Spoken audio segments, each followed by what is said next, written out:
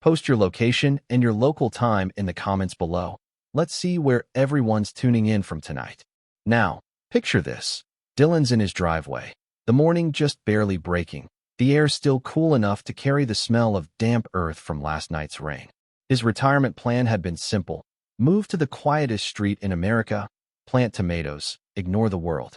But as historians still argue whether fate or sheer bad luck controls the timing of our biggest tests, his peace lasted only 2 weeks before Charlotte Wilson appeared like a storm in tailored heels, clipboard in hand, eyes sharp as a prosecutor's closing argument.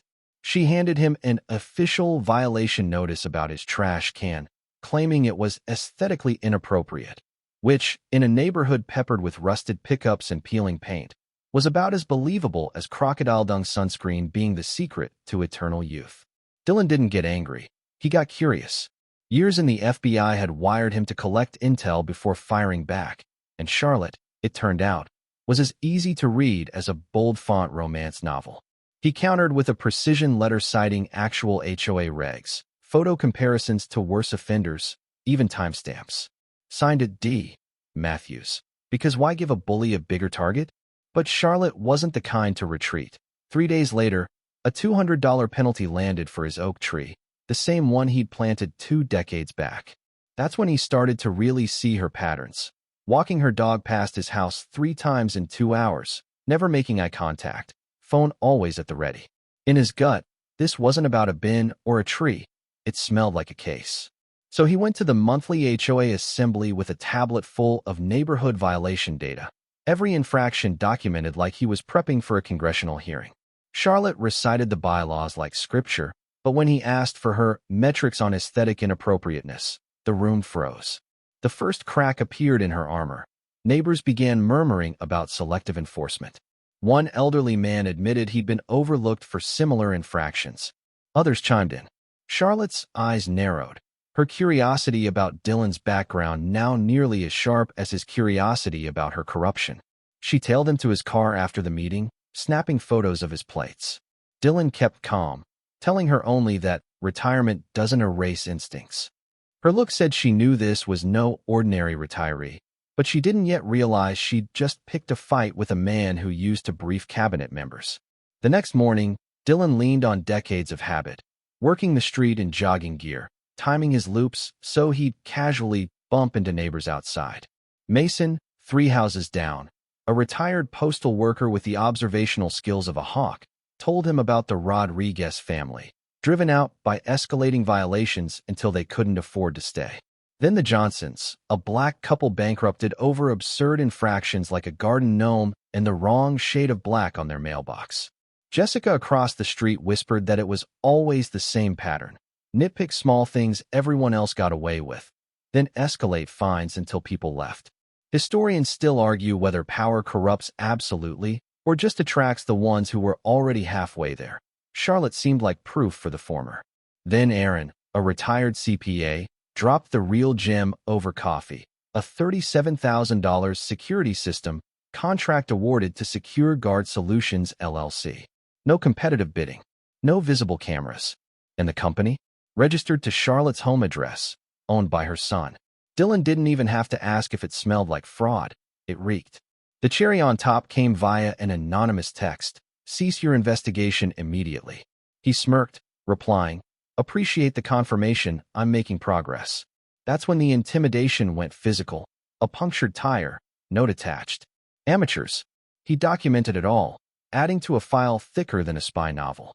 Charlotte escalated to bringing a man with a body cam onto his property, hinting that paper burns and implying his deed meant nothing. Then, one dawn, the beat-up Crown Vic appeared, 2 men in dollar store police costumes stepping out like they'd rehearsed for community theater. They claimed to be with the HOA Law Enforcement Division, a real laugh, since that's about as legitimate as medieval leech therapy. They read from notebook paper charges and tried to force their way in. Dylan's questions hit like cold water: badge numbers, jurisdiction, warrant language. They sweated, stammered, and when one pushed past him, he flashed his real FBI credentials.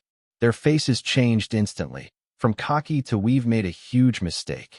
Dylan made the call to an old number from memory, using phrases like tactical response, and federal jurisdiction. By the time the black SUVs and a local cruiser rolled in, Charlotte was at the edge of her property, phone to her ear, watching her plan implode. The lead agent addressed him as Director Matthews, in full earshot of half the neighborhood. The air shifted.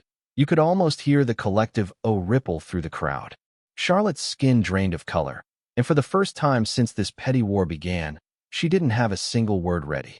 The emergency forum Charlotte had staged days earlier, complete with a single chair in the middle of the room like some HOA witch trial, had already backfired, but now the tables were fully turned. With residents still buzzing about the $37,000 security contract, Dylan asked the question that stripped the last layer from her authority.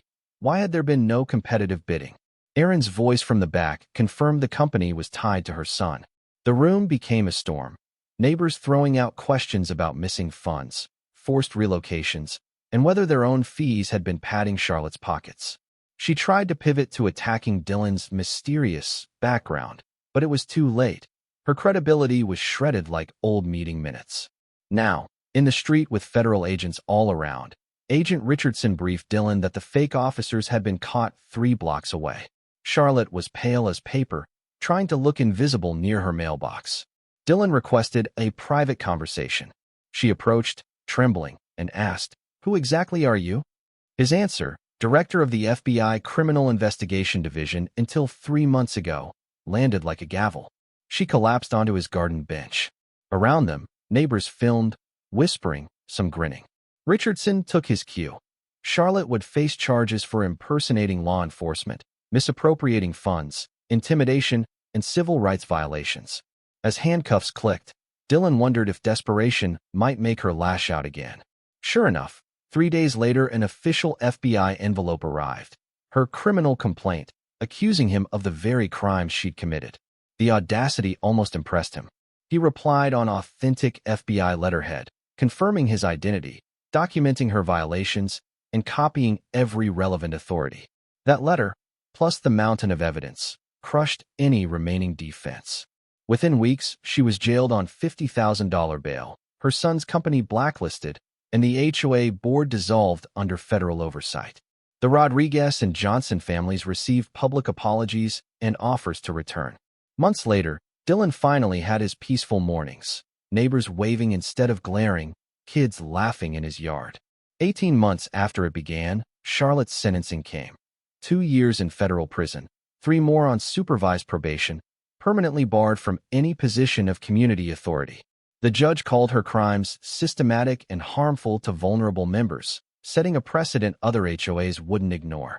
The oak tree still stood, now with a plaque out front. A quiet marker that rules aren't the problem, it's who wields them. The wind down began with a softer rhythm. Dylan sipping coffee on his porch while the morning light stretched long shadows across the lawn, bees humming between blossoms. He thought about how some battles don't come with sirens or flashing lights until the very end, how they start with something as small as a trash can and end up revealing an entire network of abuse. Even now, the memory felt like a movie that kept replaying. Only this time it closed with calm rather than confrontation.